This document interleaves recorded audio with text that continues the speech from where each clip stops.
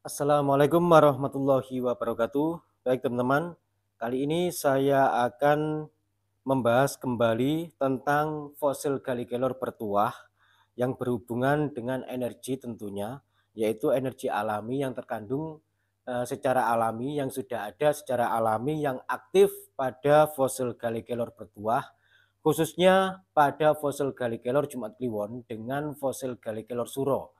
Ya, ini ada juga pengalaman dari sahabat subscriber yang beberapa minggu yang lalu memahari fosil gallikelor dari saya. Alhamdulillah fosil gallikelornya sudah sampai dan beliau agak sedikit kecewa dikarenakan ada kesalahpahaman dengan pengasah batu akik yang mana pada saat memotongnya beliau mengatakan atau berpesan pada pengasah batu akik agar dijadikan dua supaya bisa menjadi ukuran kantoran atau ukuran biasa atau ukuran sedang pada umumnya begitu.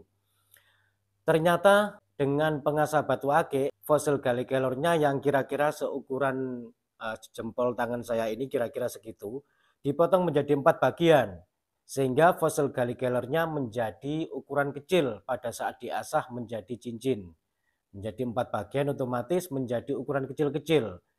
Terus beliau WA ke saya menanyakan apakah energinya masih ada atau tidak apa-apa. Saya jawab tidak apa-apa, tidak ada masalah apa-apa, tetap ada selama bahannya masih ada atau selama fosil gallikelornya masih ada, maka energinya tetap ada karena energi yang terkandung pada fosil gallikelor bertuah atau fosil gallikelor yang aktif secara alami, khususnya pada fosil gallikelor Jumat Kliwon dengan fosil gallikelor Suro, ini sifatnya alami, bukan energi yang berasal dari kodam.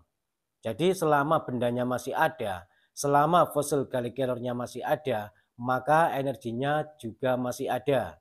Terus selang beberapa hari kemudian, tadi pas saya beraktivitas mendadak beliau juga WA saya lagi. Ternyata WA-nya begini, ini saya tunjukkan WA-nya. Ini beliau dari Jambi, WA saya, Assalamualaikum Kang, Alhamdulillah fosil gallikelor saking jenengan, kula uji tes tembak PCP lolos Kang. Nah, eh, sebenarnya ini sudah berkali-kali ya buat sahabat-sahabat, khususnya buat sahabat-sahabat subscriber yang sudah pernah memahari fosil gallikelor Jumat Kliwon ataupun fosil gallikelor Suro dari saya, entah itu yang pernah memahari 1 kali, 2 kali, bahkan lebih dari 3 kali, ini himbauan dari saya, tolong jangan sering-sering dites atau jangan dikit-dikit ngetes dengan tujuan untuk meyakinkan atau bagaimana atau untuk membuktikan. Saya himbau di sini tolong jangan sering-sering dites. Sedangkan sahabat subscriber dari Jambi ini mengetesnya dengan menggunakan senapan angin PCP. Tahu sendiri kan daya kekuatan senapan angin PCP itu seberapa dibanding dengan senapan angin pompa. Namun di sini saya tidak menganjurkan, tidak menyarankan buat siapapun yang pernah memahari fosil gallikelor dari saya untuk sering-sering mengetesnya. Dikarenakan nanti energinya bisa tidak stabil teman-teman. Karena nanti kalau energinya tidak stabil, kalau sering-sering dites, maka energinya yang tidak stabil itu akan turun dan akan melemah. Namun tidak masalah juga, meskipun energinya turun melemah, seiring berjalannya waktu, entah itu selang waktu 2 hari, 3 hari, 1 minggu, 2 minggu, bahkan dalam hitungan bulan akan normal kembali, sebaiknya jangan sering-sering dites. Cukup kita yakin bahwasanya energi itu ada atas karunia Tuhan Yang Maha Kuasa yang menciptakan fosil gallikelor beserta fungsinya, begitu.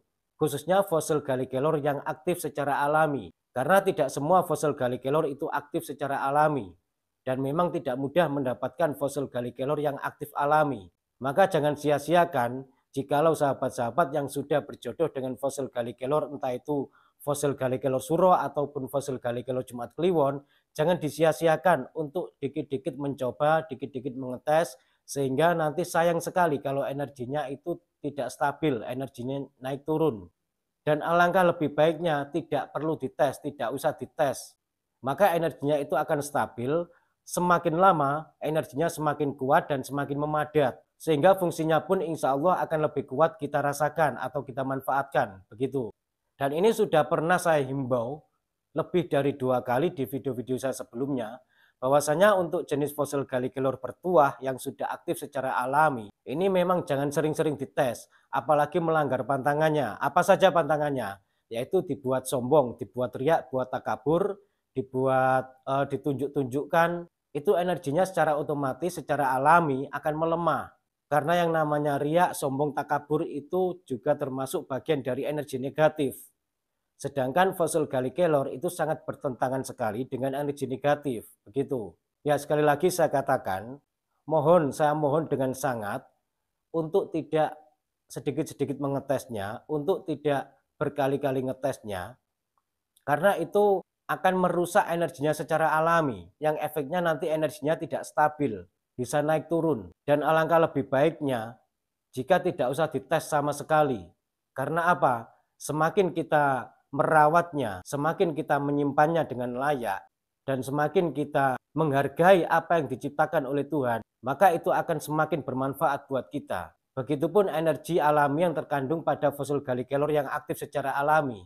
Semakin kita tidak pernah ngetes fosil Gallikelor tersebut, cukup dijaga kebersihannya, disimpan dengan layak, dan dipakai seperlunya saja, maka energinya akan semakin kuat dan semakin memadat. Begitu. Makanya orang-orang zaman dahulu yang namanya benda bertuah yang dipakai sebagai ageman atau dalam bahasa umum disebut dengan jimat, orang-orang zaman dahulu jarang dipakai, jarang dibawa, kecuali pada saat-saat tertentu, kecuali pas memang benar-benar membutuhkan. Cukup dirawat, dijaga kebersihannya, dan disimpan di tempat yang layak, begitu. Begitu halnya kita sekarang, kita juga harus meniru orang-orang zaman dahulu yang mana beliau-beliau yang terdahulu, nenek moyang kita, sangat bijaksana sekali dalam menggunakan benda bertuah atau jimat, atau dalam bahasa umum yang disebut jimat tersebut.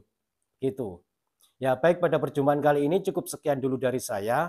Kurang lebihnya saya mohon maaf, semoga bermanfaat. Wassalamualaikum warahmatullahi wabarakatuh. Rahayu, salam budaya.